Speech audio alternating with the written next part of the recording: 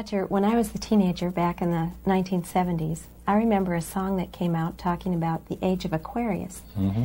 And since then, we've seen the development of the New Age, and I wondered if back when you were involved in spirit worship, if they talked about New Age at all. Oh yes, it was a big thing that was coming up. One of the major deceptions of the last days. And the priest told us, we talked quite a while, and then he said, could I have a little bit more? Your time I want to do something very fascinating. He says the grand plan, the master's grand plan for harvesting the nations, for harvesting the multitudes of the earth into his cause, just before the close of the great controversy between the forces of good and evil. So we continued, after we expressed ourselves that we're deeply interested to know more about the activities of spirits. And he said it's going to be done in a unique manner. This grand plan is going to take people are going to eat the stuff. Because he says spirits, demon spirits, will declare themselves to be inhabitants of far distant planets in the galaxies that are coming to warn the inhabitants of planet Earth of the impending destruction of the planet unless something seriously proper is done to avoid it. And he went on saying that they will claim to have out-of-body experiences. Are you familiar with out-of-body experiences? I've read about them. In other words, so there's some persons are supposed to be able to, they believe in their immortal soul. Astral soul projection? Yes, right. Goes into different parts of the world and sees things and come back and then they write all about it, I've heard of that. So, due to the fact that the millions of the earth, people, believe in people having an immortal soul, he says it be readily accepted when the spirits will, through a trance medium, converse with influential people of the land, you see. Now, what is a trance medium? It's a channeler today. What is known today as a channeler? Channeler, yeah. Okay. Shirley MacLaine's experience of getting involved with spiritism and with the inhabitants of far distant planets in the galaxies, I taped the whole thing. It's 3 hours. And you were hearing the fulfillment of what this high priest had said 45 years ago. Yeah, exactly. So he went on explaining about the fact that the spirits will show themselves willing to give valuable guidance that will not only help people avoid the destruction of the planet, but it would cause it to enter into a higher state of existence. For instance, he said the spirits will promise, and this is a big word, promise, that if their recommendations are followed carefully, they will usher in a glorious new age of peace and prosperity, and there'll be, there'll be no more wars, you see. There'll be no more famines. There'll be no more people getting unhappy to one another.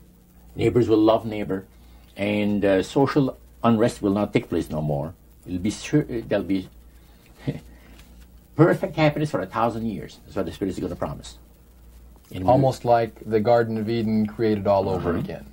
And now we find that a lot of preachers are preaching the great age of glorious new age of victory over wars, victory over social unrest, victory over famines, and victory over all kinds of... and he used the words New Age to describe what was coming. It would be a glorious new age, yeah. And this is exactly what the movement is all about today. And he went on and said, as I said earlier, that as life on this planet becomes more and more difficult, and calamities will strike the planet more and more frequently, the spirits at that time are going to put all their effort to impress religious leaders.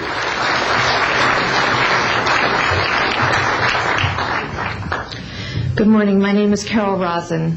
In 1974, after being a 6th grade school teacher, I was introduced to the late Dr. Wernher von Braun in the U.S., the father of rocketry.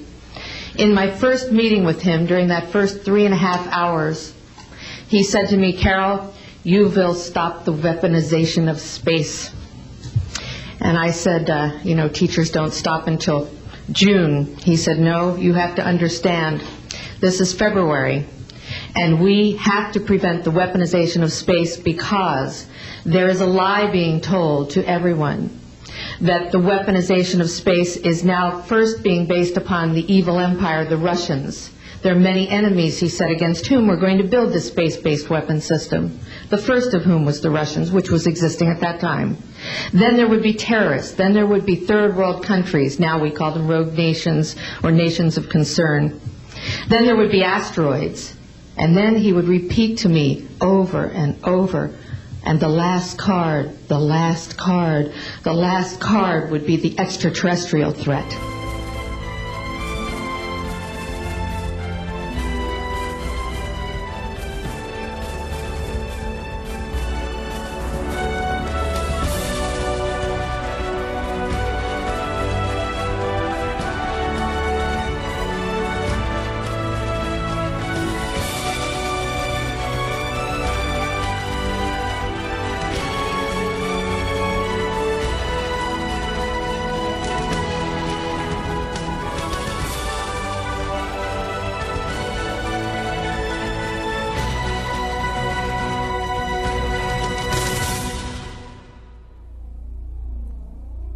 Now, for the first time on film, we present new evidence which proves that at least some of the official NASA photographs taken on the lunar surface are definitely faked, or at the very least, heavily manipulated.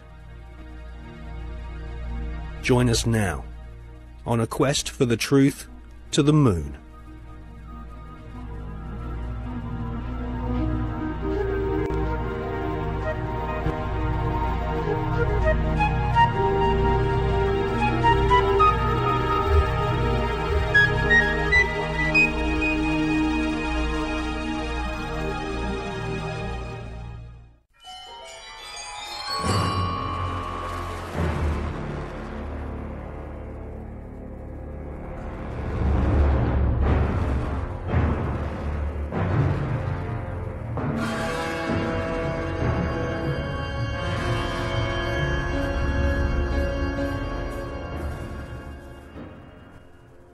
In this film, we shall not only prove beyond all reasonable doubt that many of the official NASA images of lunar exploration are fake, but we shall also examine the motives for the biggest lie put before the world.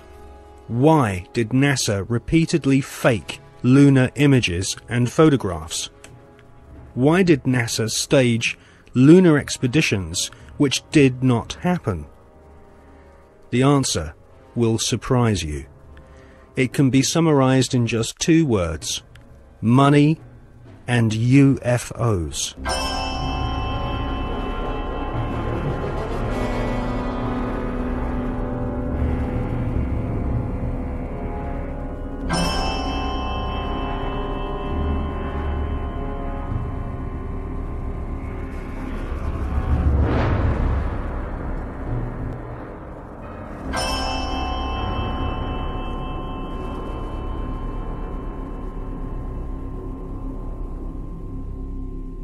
But before we look at the motives for lying on such a vast scale, let's look at where some NASA scientists came from.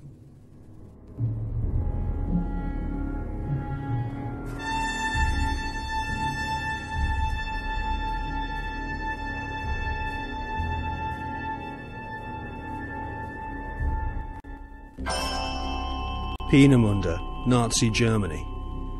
For centuries, warmongering nations had been using primitive rockets as a weapon of war.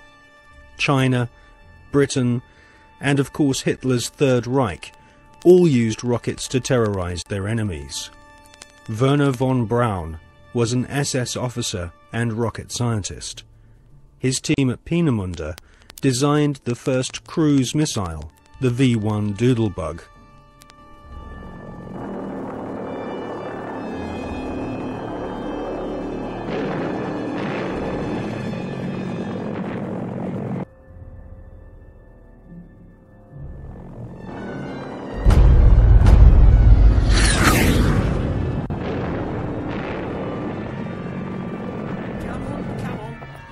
ya.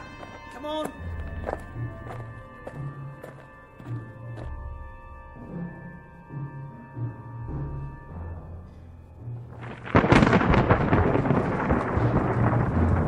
The V2 rocket was the forerunner to the Saturn V rocket, which would supposedly take man to the moon.